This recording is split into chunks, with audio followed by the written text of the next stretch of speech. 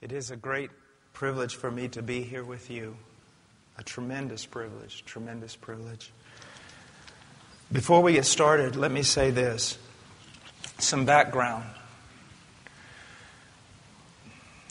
We have gone through several decades, maybe a century, in the evangelical church in America of being buffeted by liberalism.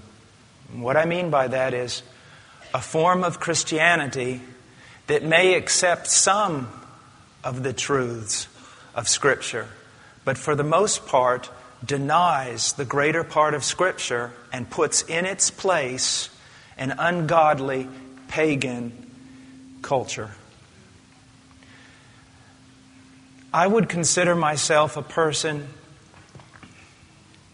who is still coming out of paganism, of ungodliness. Not a person who has arrived, but a person who is learning. Many of the truths that I am going to teach today have not been taught for over 100 years.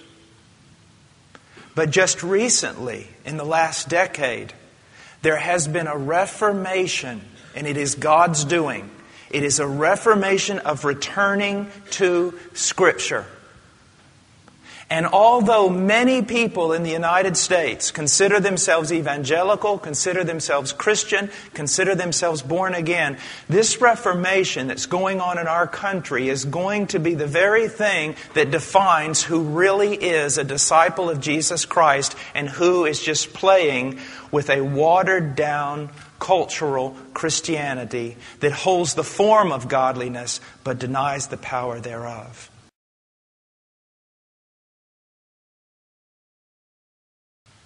Let's just get it out in the open. I have to say the same thing about myself. No, this is not a get-together where we're going to talk about how okay I am and how okay you are.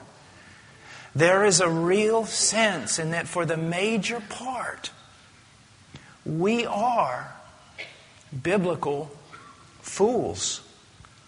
In that there is so much that the Scripture teaches about every aspect of our daily life that we are not only ignorant of, but walking in complete contradiction to it.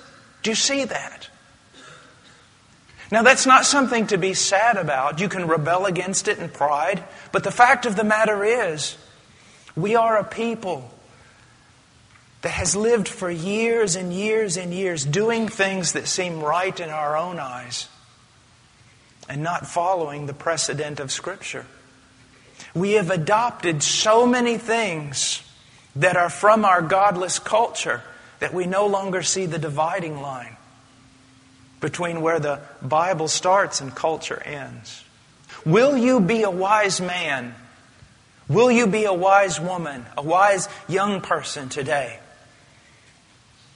Will you acknowledge that if I put a list of things in the daily life of most individuals, would you acknowledge that you would not be able to go to Scripture and define how those daily activities should be carried out? Will you acknowledge that there is so much we do and we don't even know if there's a biblical precedent for it or not?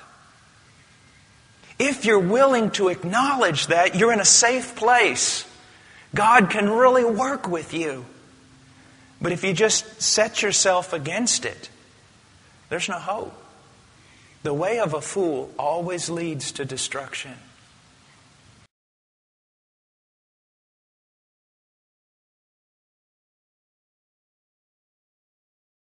Now, we're talking about biblical courtship. What is that? Courtship is simply the biblical alternative to one of the most destructive practices in Western culture: recreational dating. Recreational dating, where two people, usually quite young, decide to date for no purpose, no divine or eternal purpose whatsoever. And it has brought about more destruction in our culture, in our society, because society, for the most part, is based upon sound marriages and sound families. And because we begin totally wrong, we usually end up wrong. The amazing thing here is that if someone would choose to disagree with what I've said, you have nothing as proof. Because the culture that dating has produced, we all recognize, is miserable and destructive and painful.